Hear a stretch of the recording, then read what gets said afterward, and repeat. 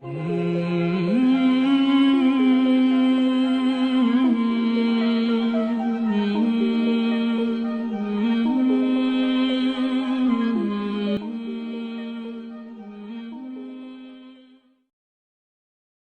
باللہ من الشیطان اللعین الرجیم بسم اللہ الرحمن الرحیم اللہم کن لولیک الحجۃ ابن الحسن صلواتک علیہ وعلی آبائہ فی هذه الساعة وفی کل ساعة ولیا وحافظا وقائدا وناصرا ودلیلا وعینا حتی تسکنہ ارضک طوعا وتمتعہ فیہا طویلا برحمتک یا ارحم الراحمین۔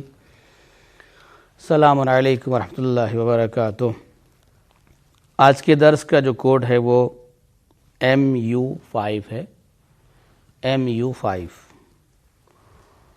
موضوع گفتگو ہمارا اخلاق ہے۔ گزشتہ چند جلسوں میں ہم نے کچھ اخلاق کے حوالے سے پیش کیا تھا۔ اصل میں جو ہمارا دین ہے، جو اسلام ہے، شریعت ہے، وہ دین بغیر 3 جز کے تکمیل نہیں ہوتا۔ جب تک 3 جز اس میں شامل نہ ہوں، 3 اجزاء ہوں گے تب دین مکمل ہوگا۔ پہلا جز وہی عقائد ہیں جس کو اصول دین کہا جاتا ہے۔ دوسرا جز احکام ہے جس کو فروع دین کہا جاتا ہے، اور تیسرا جز اخلاق ہے۔ اخلاق ایک وسیع موضوع ہے، کافی کچھ اس میں ہے۔ یعنی اخلاق وہی کہ کیا انسان صفت اختیار کرے، کیا انسان جو ہے وہ صفت کو چھوڑے ترک کرے۔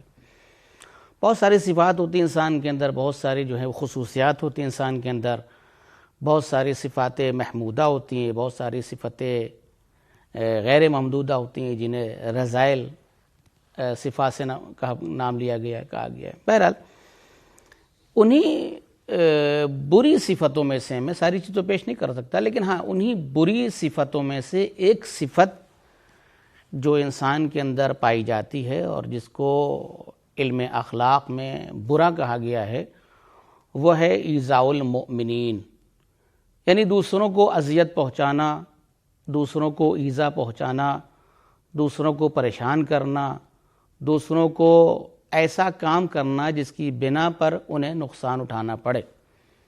یہ ایک بہترین موضوع ہے اور ہم سب کو اس چیز کی طرف متوجہ ہونے کی ضرورت ہے کہ کہیں ایسا تو نہیں کہ ہمارے عمل سے کسی کو اذیت ہو رہی ہے، کہیں ایسا تو نہیں کہ ہماری زبان سے کسی کو اذیت ہو رہی ہے، کہیں ایسا تو نہیں کہ ہماری نگاہ سے کسی کو اذیت ہو رہی ہے، کہیں ایسا تو نہیں کہ ہمارے کلام کرنے سے کسی کو اذیت ہو رہی ہے۔ بہت ساری چیزیں ہیں، میں چند چیزیں آپ کے سامنے پیش کروں گا، لیکن اس سے پہلے ایک سوال یہ پیدا ہوتا ہے کہ انسان کسی کو اذیت کیوں پہنچاتا ہے؟ کیونکہ ہر چیز کی کوئی نہ کوئی علت ہوا کرتی ہے، سبب ہوا کرتا ہے، ریزن ہوا کرتا ہے کہ نہیں ہے؟ اگر کوئی کسی کو اذیت پہنچا رہا ہے، اگر کوئی کسی کو نقصان پہنچا رہا ہے تو اس کا سبب کیا ہو سکتا ہے؟ کیا اسباب ہو سکتے ہیں؟ کیا ریزن ہو سکتا ہے کسی کو اذیت پہنچانے کا؟ ہے کہ نہیں ہے؟ تو چند جو اسباب بیان کیے گئے ہیں روایات کی روشنی میں آپ کے سامنے خلاصتاً اس کو پیش کرنے کی کوشش کروں گا کہ جو سبب بنتا ہے کسی کو اذیت پہنچانے کا، پہلی وجہ ممکن ہے کہ یہ سبب بنتی ہو اذیت پہنچانے کا، کسی کو نقصان پہنچانے کے، کہ حسد کی بنا پر انسان کسی کو نقصان پہنچا رہا ہے، دشمنی کی بنا پر انسان کسی کو اذیت پہنچا رہا، نقصان پہنچا رہا ہے۔ اور حسد اور دشمنی تو بڑی خطرناک ہے۔ حسد کیوں پیدا ہوتی ہے، دشمنی کیوں پیدا ہوتی ہے، خود ایک مستقل موضوع ہے، لیکن اس میں نہیں جانا چاہوں گا۔ بات یہاں پر طے ہو گئی کہ ہاں، حسد اور دشمنی کی بنا پر بھی انسان اذیت پہنچاتا ہے، انسان ایذا پہنچاتا ہے۔ حسد تو اس کے بارے میں ہے کہ حسد کسی کا پیدا ہو جائے گا انسان کے دل میں، تو وہ چاہتا ہے کہ یہ چیز ہم کو ملے یا نہ ملے، یہ چاہے ہمارے پاس رہے یا نہ رہے، اس کے پاس بھی نہ رہے، اس کے پاس بھی ختم ہو جائے۔ ایک سبب یہ ہو سکتا ہے کسی کو اذیت پہنچانے کا۔ دوسرا سبب کیا ہو سکتا ہے کہ انسان کسی کو اذیت پہنچاتا ہے؟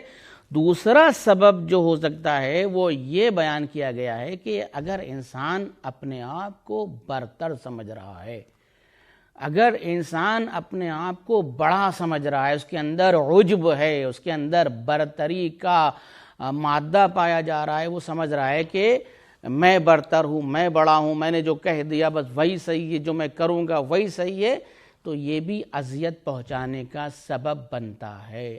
بزرگی، برتری، خود بینی، عجب انسان کے لیے یہ مادہ پیدا کرتا ہے کسی کو اذیت پہنچائے، کسی کو نقصان پہنچائے۔ برتری کے حوالے سے پیغمبر اکرم حضرت محمد مصطفیٰ صلی اللہ علیہ وآلہ وسلم کا ارشاد گرامی ہے، آپ ارشاد فرماتے لا تجالس الموتى، بہت غور سے سنیے گا، کتنی خوبصورت حدیث ہے۔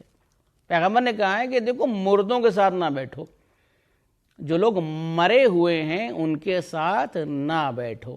اصحاب نے پوچھا یا رسول اللہ یہاں مردوں سے کیا مراد ہے، یہاں مرے ہوئے لوگوں سے کیا مراد ہے، کون ہے مردہ؟ یہاں تو ہر آدمی مردے کے پاس کون بیٹھنا پسند کرتا ہے؟ جو مر گیا اس سے تو انسان دوری اختیار کرتا ہے، اس سے دور بھاگتا ہے، مردوں کے پاس مردوں سے کون بیٹھتا ہے؟ پیغمبر نے ارشاد فرمایا کہ مردوں سے مراد وہ ہے کل غنی مترف، ہر وہ مالدار جس میں اکڑ ہو، یعنی جس میں اکڑ ہو وہ مالدار، اس کو پیغمبر نے مردوں سے تعبیر کیا ہے، مرے ہوئے شخص سے تعبیر کیا ہے پیغمبر نے، کہ جس کے اندر اکڑ ہو، جس کے اندر عجب ہو، جس کے اندر برتری کا مادہ ہو، جو یہ سمجھ رہا ہو کہ میں برتر ہوں۔ پیغمبر نے اس کو کہا کہ یہ برتری نہیں ہے بلکہ یہ مردگی ہے، یہ مرے ہوئے کی علامت ہے۔ مردہ ہوتا نہیں، وہ اکڑا رہتا ہے، آپ اس کو سیدھا بھی کرنا چاہیں تو انسان سیدھا نہیں کر سکتا، جیسے مر گیا ہے، جیسے اکڑ گیا اس کی لاش، جنازہ، پیر اگر ٹیڑھا تھا تو اس کو ٹیڑھا سیدھا نہیں ہو سکتا، اسی طریقے سے پیغمبر نے کہا ہے کہ یہ اکڑا ہوا انسان مانند مردے کے۔ تو بہرحال اس کا مطلب یہ کہ برتری اور بزرگی، خود بینی سبب بنتی ہے کہ انسان دوسرے کو اذیت پہنچائے۔ تیسری چیز کیا ہو سکتی ہے جو انسان کسی کو اذیت پہنچا سکتا ہے، جو روایات کی روشنی میں بیان ہوا ہے کہ انسان کا طمع کرنا، انسان کی لالچ، انسان کا حرص۔ اگر حرص انسان کے اندر آ جائے تو حرص کی بنا پر بھی کسی کو اذیت پہنچا سکتا ہے، طمع کی بنا پر بھی اذیت پہنچا سکتا ہے، لالچ کی بنا پر بھی انسان اذیت پہنچا سکتا ہے، یہ بھی ایک سبب ہے۔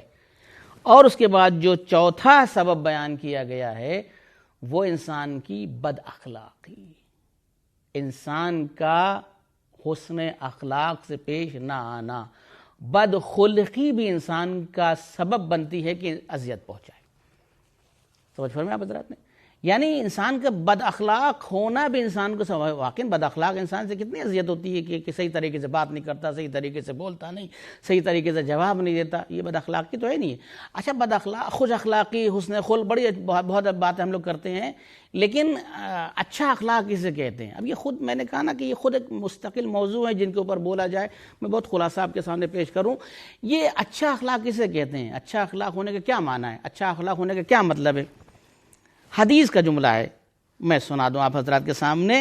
اچھا اخلاق ائمہ اطہار کی نظر میں، خوش اخلاقی بھئی ائمہ اطہار کی نظر میں جو اچھی طریقے سے بولے، اچھی طریقے سے بول لینا تمہیں کون بڑی بات ہے کہ نہیں؟ لیکن ائمہ اطہار ارشاد فرماتے ہیں اچھا اخلاق وہ ہے سل من قطعک، جو تم سے قطع رحمی کرے تم اس سے صلہ رحمی کرو۔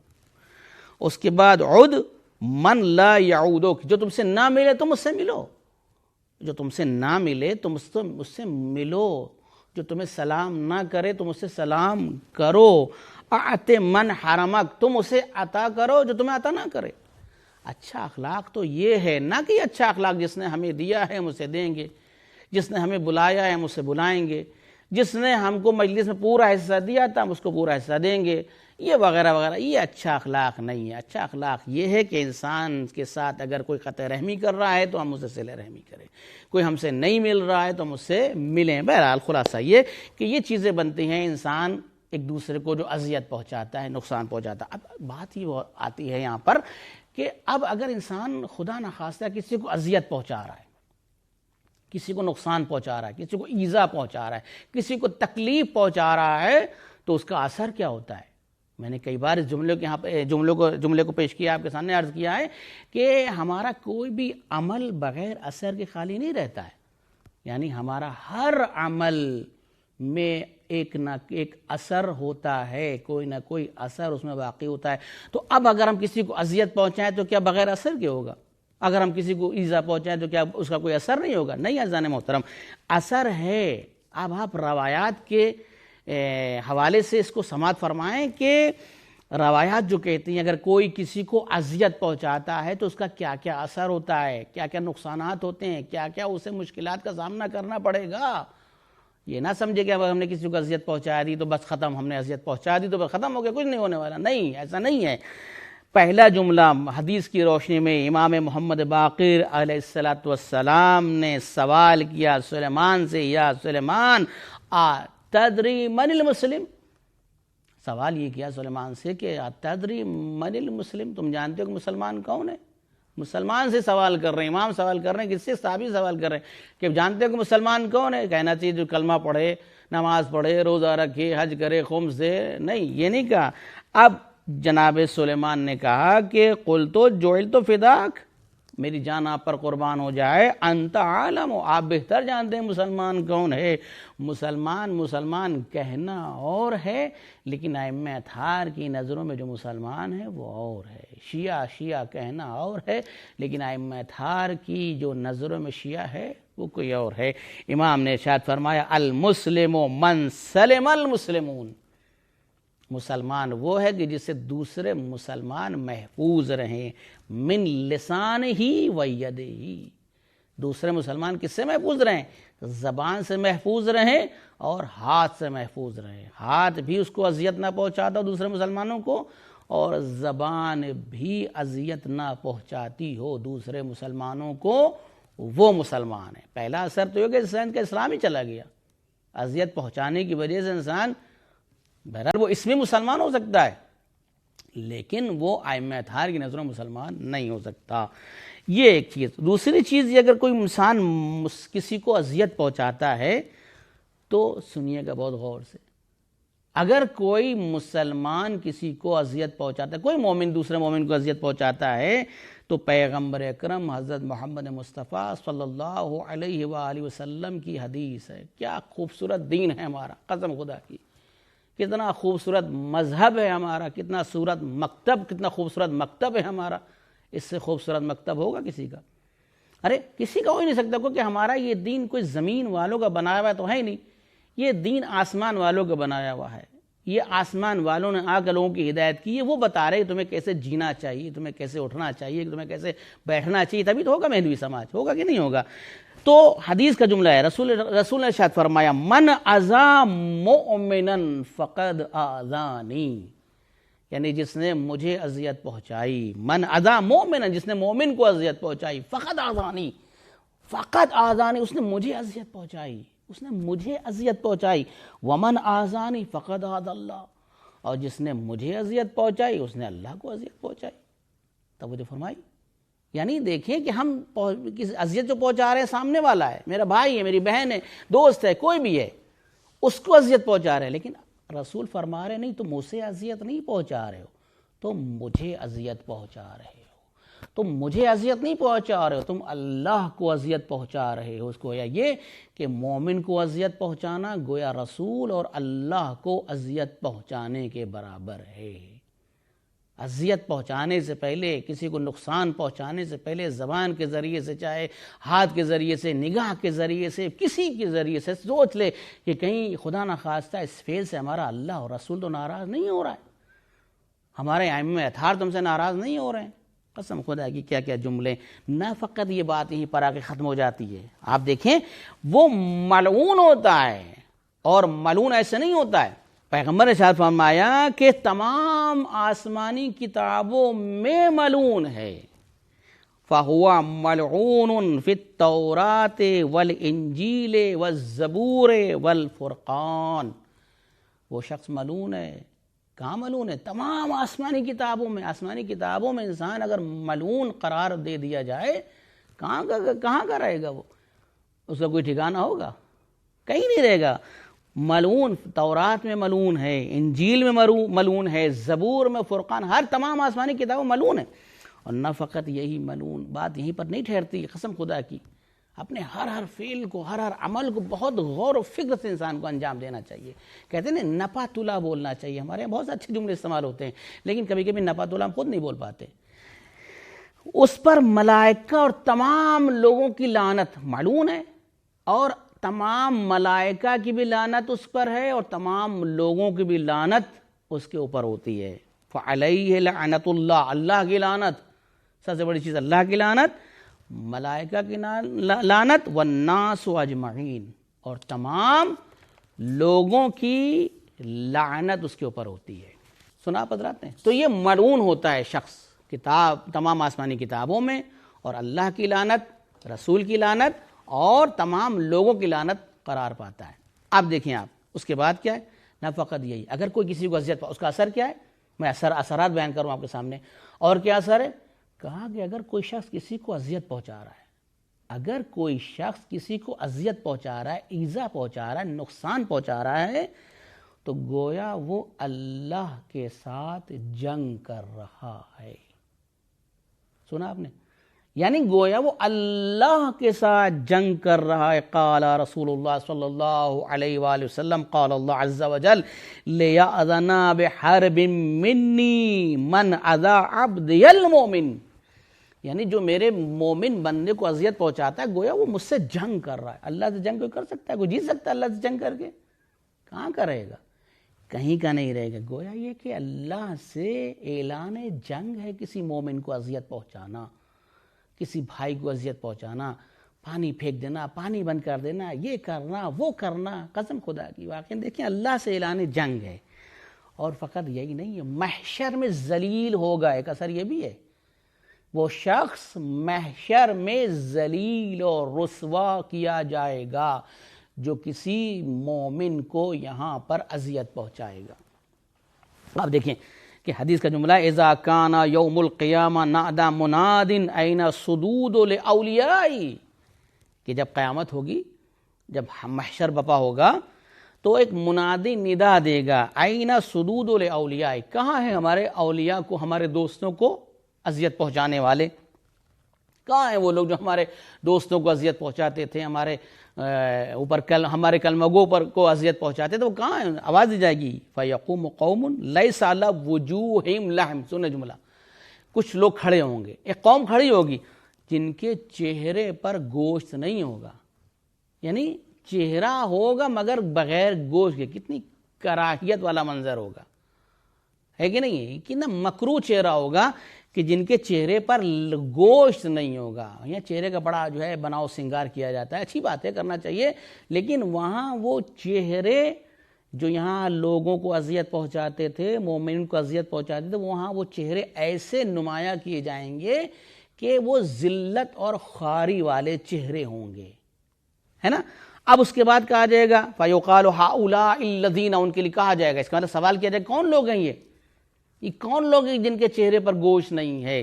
تو کہا جائے گا اعز المؤمنین، یہ مومنین کو اذیت پہنچاتے تھے، ہے نا، اور ان سے دشمنی کرتے تھے، اور ان سے اناد کرتے تھے، اور ان کے دینداری ہونے کا مذاق اڑاتے تھے۔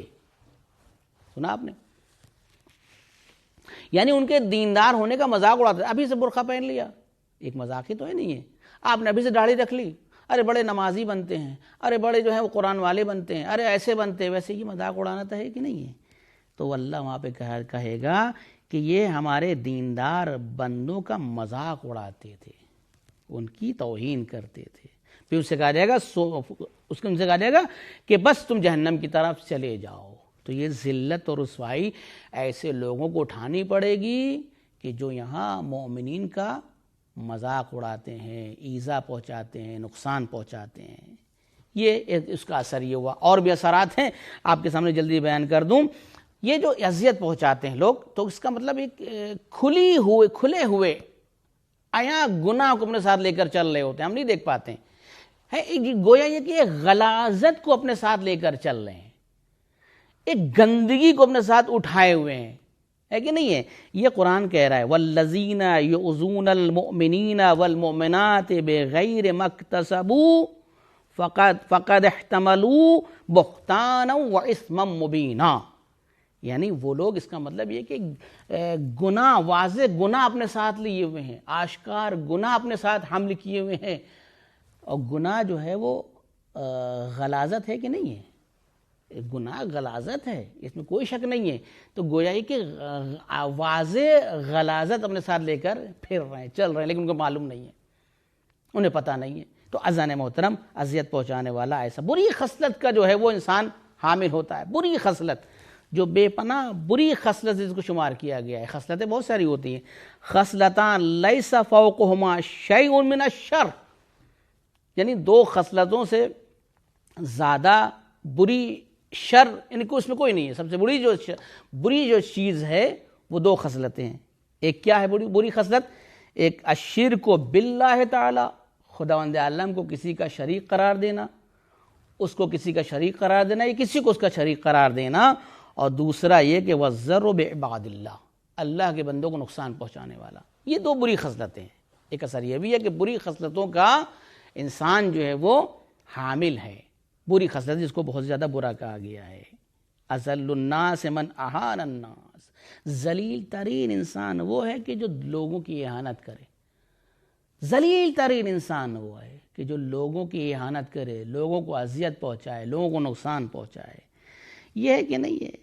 عجب ہے. یہ جملہ آپ کے سامنے سن لیجئے کہ اگر کسی نے کسی کی اہانت کری، اگر کسی نے کسی کو ایذا پہنچائی، اگر کسی نے کسی کو نقصان پہنچایا ہے، تو اب وہ چاہتا، یعنی یہ اس کو اس جملے کو کہا جائے قابل جبران نہیں ہے، یعنی اس کی بھرپائی نہیں ہو سکتی. اگر کسی نے کسی کو اذیت پہنچا دی، بھرپائی نہیں ہو سکتی.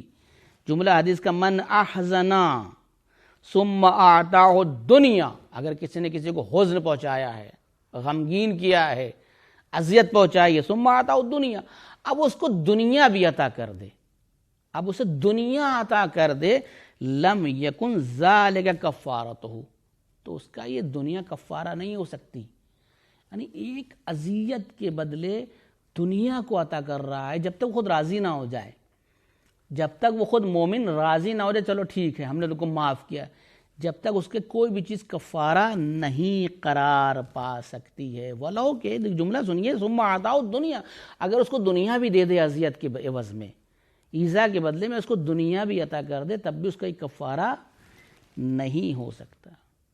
یہ سنا آپ حضرات نے؟ یہاں اذیت پہنچائی، اس کو غمگین کیا، اسے حزن میں مبتلا کیا، لیکن کیا وہ آسانی سے چھوڑ دیا جائے گا؟ ایک اثر اس کا یہ ہے خود بھی غم اور اندوہ میں مبتلا ہوگا. قال نبی صلی اللہ علیہ وآلہ وسلم، یہاں اس نے خود اذیت پہنچائی تھی، اس کو غمزدہ کیا تھا، لیکن اس غمزدہ کرنے کے عوض میں اللہ اسے غمگین کرے گا. من احزنہ احزنہ اللہ، اگر کسی نے مومن کو حزن پہنچایا ہے، یعنی غم دیا ہے اس کو، تو اللہ اسے غمگین کرے گا. پروردگار عالم اسے حزن پہنچائے گا. اور خدا اگر کسی کو حزن پہنچائے، پروردگار عالم کی طرف سے اگر کوئی ایذا پہنچے، اذیت پہنچے، کوئی اس کا جو ہے چھٹکارا ہے؟ کہیں سے بھی اس کا کوئی چھٹکارا ہو سکتا ہے؟ نہیں ہو سکتا ہے. رحمت الہی سے نا امید رہے گا، نہ فقط رحمت الہی سے، اذیت پہنچانے والا رحمت الہی سے نا امید ہو جائے گا، پھر رحمت الہی اس کے شامل حال نہیں ہوگی. حدیث ہے، سن لیں آپ حضرات کہ من اذا مؤمنا ولو بشطر کلمۃ، اگر کسی نے کسی مومن کو اذیت پہنچائی، لیکن ایک جملے کی، اگرچہ خالی ایک ہی جملے کے ذریعے سے اذیت پہنچائی، اگر صرف ایک ہی جملے سے اذیت پہنچائی ہے، تو جاء یوم القیامہ مکتوبا بین عینیہ. سنیں آپ لوگ، یعنی کیا کہا؟ اگر کسی مومن کو ایک جملے کے ذریعے سے اذیت پہنچائی تو وہ قیامت کے دن آئے گا، اس کو پیش کیا جائے گا کہ اس کے دونوں، یعنی پیشانی پر، گویا اس کی پیشانی پر لکھا ہوگا. کیا لکھا ہوگا؟ آئس من رحمت اللہ، یہ اللہ کی رحمت سے مایوس ہے. ایک چیز، ایک اثر، اللہ کی رحمت شامل حال نہیں ہوگی اس کے جو اذیت پہنچا رہا ہے. وَكَانَ، یہ بھی یہ سن لئیے، یہ وہ ہے کہ جس نے خانہ کعبہ کو منہدم کیا. یعنی کتنا بڑا ہے خانہ کعبہ کو، یعنی گویا مومن کو اذیت پہنچانا گویا خانہ کعبہ کو منہدم کرنے کے برابر ہے. کہا یہ وہ ہے کہ جس نے خانہ کعبہ کو منہدم، قیامت میں لکھا ہوگا، اس کی پیشانی کے اوپر لکھا ہوگا جس نے اذیت پہنچائی ہے. والبیت المقدس، یہی نہیں ہے بلکہ بیت مقدس کو بھی منہدم کیا ہے، خانہ کعبہ کو بھی منہدم کیا، اور قبلہ اول جو ہمارا ہے بیت مقدس اس کو منہدم کیا ہے. اور نہیں فقط یہی بلکہ کیا کہا، وَقَتْلَ عَشْرَةَ الْآلَافِ مِنَ الْمَلَائِكَةِ، اور اس نے 10,000 ملائکہ کو قتل کیا ہے. کیا تھا؟ کیا 10,000 ملائکہ قتل کیا تھا؟ کیا اس نے بیت المقدس کو منہدم کیا تھا؟ کیا اس نے جو ہے خانہ کعبہ کو منہدم کیا تھا؟ کیا یہ رحمت الہی سے مایوس ایسی ہو گیا تھا؟ نہیں، یہ کچھ نہیں ہوا تھا. صرف اس نے ایک مومن کو اذیت پہنچائی تھی، اور اس اذیت پہنچانے کے عوض میں اس کو کتنا نقصان اٹھانا پڑ رہا ہے یہ خود دیکھ لے، یہ خود شخص دیکھ لے، یہ خود انسان محسوس کر لے کہ کون کون سی مشکلات میں انسان مبتلا ہوتا چلا جائے گا اگر جو کسی مومن کو اذیت پہنچا رہا ہے. یہ تو ہو گیا یہ بات. اب سوال یہ پیدا ہوتا ہے، دو باتیں آپ کے سامنے پیش ہوئیں. پہلی چیز یہ کیا علت ہے، کیا اسباب ہے جو انسان دوسروں کو اذیت پہنچاتا ہے. دوسری بات اس کے اثر کیا کیا ہیں. تیسری بات یہ جو میں آپ کے سامنے بہت مختصر پیش کروں گا، بہت تیزی سے وقت گزر گیا. تیسری بات یہ کہ اب کیسے پتہ چلے کہ کس چیز کو آزار کہتے ہیں، کس چیز کو اذیت کہتے ہیں، کون سی چیز جس کو کہا جائے یہ اذیت کے مصداق میں ہے، کس بات کو کہا جائے کہ یہ آزار کے مصداق میں ہے. بہت ساری چیزیں انسان خود بھی محسوس کر سکتا ہے، خود بھی دیکھ سکتا ہے، لیکن چند باتیں آپ کے سامنے پیش کر دوں. پہلی بات یہ ہے کہ جس کی طرف ہمارے یہاں بہت کم توجہ ہے ہمارے معاشرے ہمارے سماج میں، کہ کسی کا مذاق اڑا دینا، مسخرہ کر دینا. بہت آسان ہے کہ نہیں ہے؟ بہت آسانی سے کسی کا مسخرہ ہم کر دیتے ہیں، مذاق اڑا ڈالتے ہیں، بہت بری طریقے سے مذاق کہ وہ جھیپ جاتا ہے شخص، کہتے ہیں میں نے ایسا مذاق کیا کہ جھیپ گیا. یہ نہیں سمجھتے ہیں کہ ہم نے اس کو اذیت پہنچائی. قرآن کہہ رہا ہے کہ یا ایھا الذین آمنوا لا یسخر قوم عن قوم عسى ان یکونوا خیرا منہم. دیکھو اے ایمان والو، ایک قوم دوسری قوم کا مسخرہ نہ کرے، یعنی ایک دوسرے کا مسخرہ نہ کرو، ممکن ہے تم سے بہتر ہوں، ہے نا. ولا نساء من نساء، ممکن ہے کہ ہماری بات کو کچھ ہماری بہنیں بھی سن رہی ہوں اور تمہیں بڑا مسئلہ پیش ہوتا ہے. ولا خالی ایمان والوں مردوں کو شمار نہیں کیا بلکہ عورتوں سے بھی کہا ہے کہ ولا نساء من نساء عسى ان یکن خیرا منہن. ایسا نہ ہو کہ ایک دوسرے کا مذاق اڑاؤ، یعنی عورتیں بھی ایک دوسرے کا مذاق نہ اڑائیں، مرد بھی ایک دوسرے کا مذاق نہ اڑائیں. نہ مرد دوسرے مردوں کا مذاق اڑائیں، نہ عورتیں دوسری عورتوں کا مذاق اڑائیں. تو یہ بھی ایک اذیت کا مصداق ہے. ایک تو یہ ہو گیا. دوسرا اذیت کا مصداق جو ہو سکتا ہے وہ یہ کہ کسی کو حقیر سمجھنا، کسی کی تحقیر کرنا، کسی کو ذلیل سمجھنا، کسی کو بہت پست سمجھنا، ہے کہ نہیں ہے. لا تحقرن احدا من المسلمین فان صغیرکم کبیر. دیکھو کسی کی تحقیر نہ کرنا، کسی کو کی حقارت نہ کرنا. اب یہ خود ایک مفصل موضوع ہے جس کے اوپر کیا بولا جائے، لیکن ہاں حقارت، تحقیر، ذلیل، پست، یہ سب جو ہیں ایسی صفت ہیں کہ جو خداوند عالم کو بالکل پسند نہیں ہے، ائمہ اطہار کو بالکل پسند نہیں ہے. فراوان روایات ہیں، فراوان حدیثیں ہیں، فراوان آیات ہیں جو اس کی مذمت کر رہی ہیں. تو ایک مصداق یہ بھی ہے کسی کو حقیر سمجھنا. بہرحال تو من احان علی ولیا فقد ارصد لمحاربتی. یوں ہے کہ پیغمبر کی حدیث ہے کہ جس نے کسی کی احانت کی، کسی کو حقیر سمجھا، تو گویا یہ کہ اس نے اپنی کمر کس لی مجھ سے جنگ کرنے کے لیے. یعنی گویا یہ کہ مجھ سے جنگ کر رہا ہے اگر کسی کی احانت کر رہا ہے، کسی کی تحقیر کر رہا ہے. بہرحال میں اس کو یہیں پہ چھوڑتے ہوئے آگے بڑھوں. اور کیا مصداق ہو سکتے ہیں کہ جس کو کہا جائے کہ یہ مومن کی تحقیر کر رہا ہے، مومن کو اذیت پہنچا رہا ہے. کسی کے راز کو فاش کرنا، ہے نا، ہے کہ نہیں ہے. کسی کی بات ہے ڈھکی چھپی ہے لیکن اس کو لے کر اڑانا، ادھر ادھر پیش کرنا، ادھر ادھر بیان کرنا. نہیں چاہ رہا ہے کہ اس کی بات پھیلے لیکن اس کو پھیلا رہا ہے. تو یہ بھی اذیت کے مصداقوں میں سے ایک مصداق ہے. کسی کے راز کو فاش کرنا. افشاء السر سقوط. چھٹے امام نے ارشاد فرمایا کسی کے راز کو فاش کرنا یہ انسان اپنے آپ میں سقوط یعنی زوال پیدا کرتا ہے. یعنی افشاء السر سقوط یعنی یہ کہ انسان اگر کسی کا راز کو فاش کر رہا ہے تو اپنی منزلت اور وقار کو نیچے لا رہا ہے, یعنی اپنے کو نیچے کر رہا ہے, خود نیچے آ رہا ہے. کسی کے راز کو فاش کرنا, کسی کی بات کو بیان کرنا, اپنے راز کو فاش, دوسرے کے راز کو فاش کرنا, گویا یہ وہ خود نیچے آ رہا ہے, خود اپنی منزلت اور وقار کو گرا رہا ہے. یہ بھی ایک مصداق میں سے ہو سکتا ہے. اور اس کے بعد ایک اور مصداق یہ کسی پر تہمت لگانا, یہ بھی مصداق ہو سکتا ہے. تہمت, بہتان. اب یہ خود تہمت بہتان ایک مفصل موضوع ہے, کتنا کیا کیا روایات ہیں اس کے بارے میں, کیا کیا حدیثیں ہیں. بہرحال تہمت اور بہتان بہت آسانی سے ہم لوگ یہ بات کہہ دیتے ہیں, اور آسانی سے کہہ دیتے ہیں کہ یہ تو ایسے ہیں, انہوں نے ایسا کہا ہوگا, نہیں یہی ہوں گے.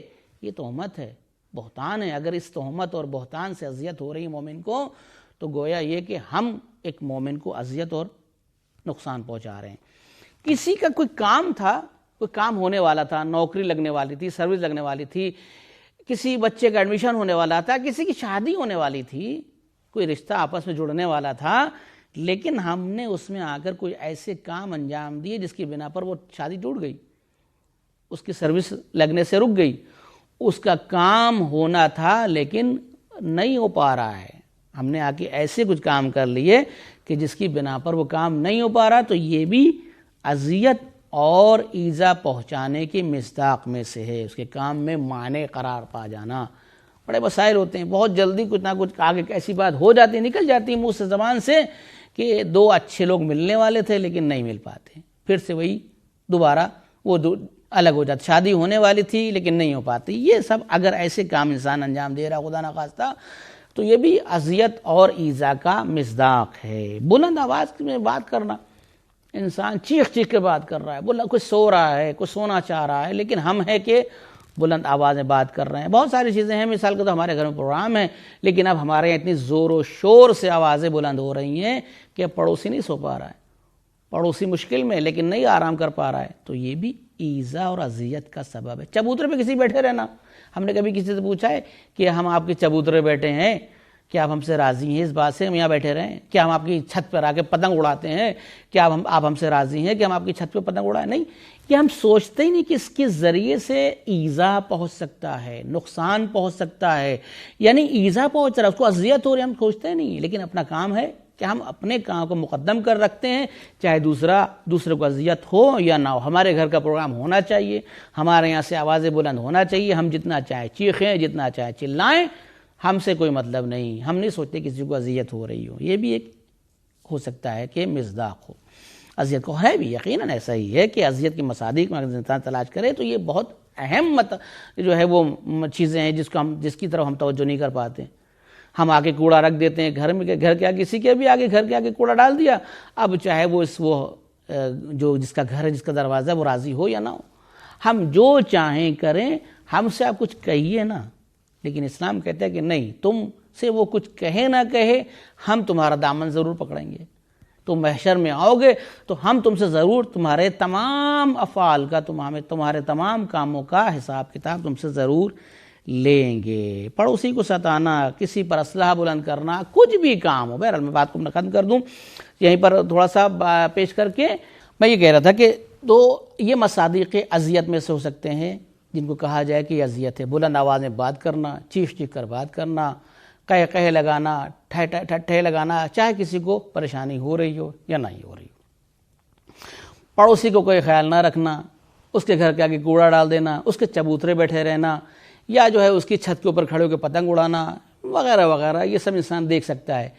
یہ خود بھی سوچ سکتا ہے کہ کہیں اس فعل سے اذیت تو نہیں ہو رہی ہے. ایک بات کو ہمیشہ یاد رکھنا چاہیے, یعنی جو ہمارے اندر ارتقا پیدا ہوتا ہے, جو ہمارے اندر ارتقا پیدا نہیں ہوتا, وہ سب کا سب ان سب کی جو ہے بازگشت اور ان سب کی سبب اور وجہ انسان کی خود عمل ہوتا ہے. ایسا نہیں کہ اگر ہم نے یہ عمل کیا ہے تو اس کا کوئی ہم پر اثر نہیں ہوگا. نہیں, ہم جو ترقی کر رہے ہیں, اپنی معنوی ارتقاء جو پیدا کر رہے ہیں، روح میں جو ترقی لا رہے ہیں، اس کی وجہ جو ہے وہ یہی ہوگی کہ پھر وہ ارتقاء بند ہو جائے گا۔ ان سب چیزوں کی بے پناہ جن لوگوں نے اس کا لحاظ رکھا ہے، آج ہمارے یہاں علماء کی بڑی تعریف ہوتی نہیں ہوتی ہے، مدح ہوتی نہیں ہوتی ہے، ضرور ہونا چاہیے، کیونکہ وہ یہ سب تمام چیزوں کا لحاظ کرتے ہیں، وہ ان تمام باتوں کا لحاظ کرتے ہیں کہ کہیں کسی کو ہماری زبان سے، ہمارے کلام سے، ہماری بات سے، ہماری نگاہ سے اذیت نہ پہنچے، نقصان نہ پہنچے، کسی کا حق ضائع نہ ہو۔ جب یہ تمام چیزوں کی رعایت کرتے ہیں تو اب اس کے عوض میں خداوند عالم کی طرف سے بہت ساری چیزیں عطا ہوتی ہیں، اور جس کی بنا پر وہ تمام عالم میں، تمام جہان میں ایک طریقے سے بہترین یعنی باعزت شخصیت کے نام سے پہچانے جاتے ہیں۔ سب کے ساتھ یہ ہو سکتا ہے، لیکن اگر ہر شخص جو ہے وہ لحاظ کرے، ہر شخص جو ہے اس کا احترام کرے۔ یہ اسباب ہیں۔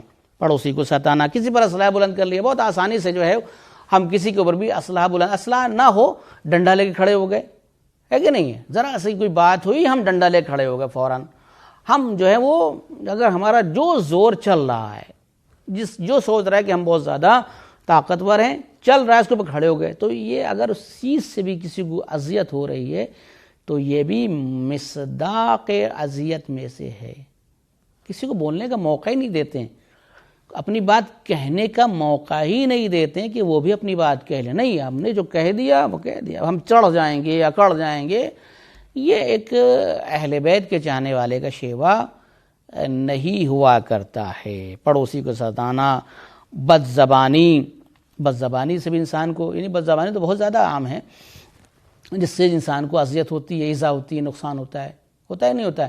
لیکن یہ ایذا اگر پہنچا رہا ہے، جیسے میں نے گزشتہ باتوں میں جو ہے عرض کیا تھا، ان تمام چیزوں کو دیکھے، ان تمام چیزوں کو سمجھے، اس کے بعد دیکھے کہ کس چیز سے ہمارے کسی کو اذیت ہو رہی ہے، نقصان ہو رہا ہے۔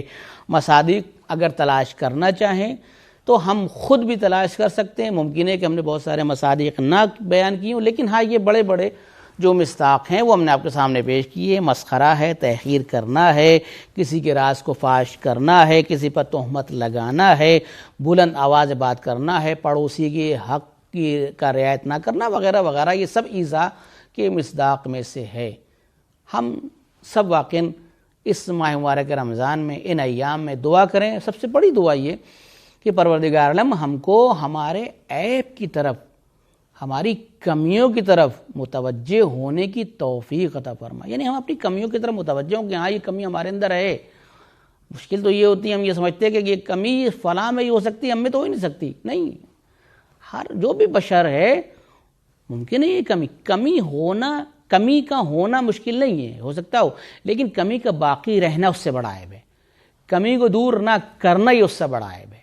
ہم اس مہینے میں دعا کریں کہ ہم پہلے متوجہ ہوں اپنی کمیوں کی طرف، اور اس کے بعد دعا کریں، کوشش کریں کہ پروردگار جو ہم میں یہ کمی ہے یہ ہم سے دور ہو جائے۔